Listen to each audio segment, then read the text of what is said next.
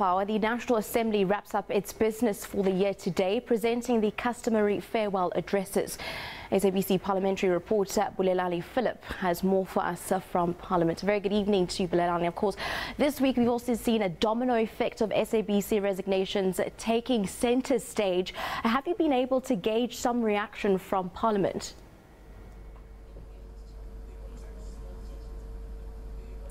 Good evening to you, Shante, and to the viewers.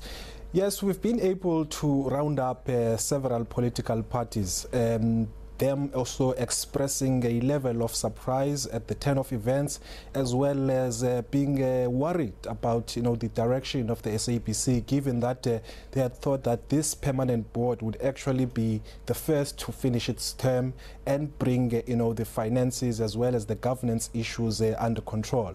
But of course, the four resignations that we've seen this week are also, taking the organization back, as well as, giving it more challenges as it tries to get out of its financial situation. But of course, the biggest sentiment that the political parties are expressing is that Parliament needs to swiftly fill those vacancies in order to ensure that there is a fully functional board that can be able to grapple and deal with the issues that are facing the SABC.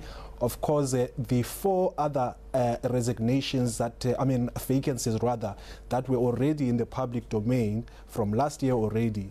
The interviews for those vacancies were set to be done sometime early in January, and now there are parties that feel that perhaps maybe this is also an opportunity to ensure that these particular vacancies can be included in that list, so that we have this fully fledged interview process where all those 8 vacancies can be filled all at the same time, given that the SABC has also indicated that in this period leading up to March is going to be facing quite a severe cash crunch, as well as expressing the concern that it may not be able to pay salaries come March next year. So the board is a necessity in that regard, given that it's been in an ongoing negotiations with the shareholder to try and secure a 3 billion rand guarantee.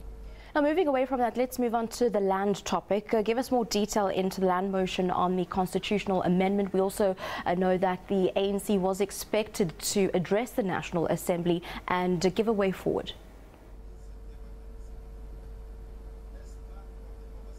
Well, indeed, the ANC did bring a motion before the National Assembly this afternoon to say that it wants to move for a motion that will establish an ad hoc committee that will look at this move of drafting Section 25 of the Constitution that will give effect to the land expropriation without compensation proposal. Of course, that particular proposal has not really been smooth sailing, because there are opposition parties that are also opposed to it. But in the end, after all the debates, we found that the matter went down to a vote, and the political, or members rather, that were in favor of that motion were 183, and those that were against that motion were 77. So in the end, that motion has been passed, meaning that this ad hoc committee will now be set up. Now, of course, the worry again to some opposition parties was that how is its composition going to be put? And as part of that adoption of that motion is that it gives us a breakdown of how the voting, or how the voting members will be constituted. The ANC will be represented by 6 members on that committee. The DA will have 2. The EFF will have 1, and the other smaller political parties will have 2 members.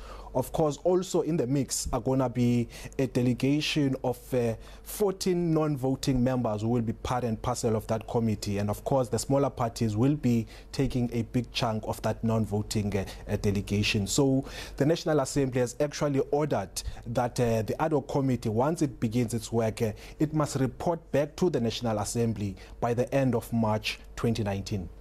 All right, so we thank you very much for giving us some of those details from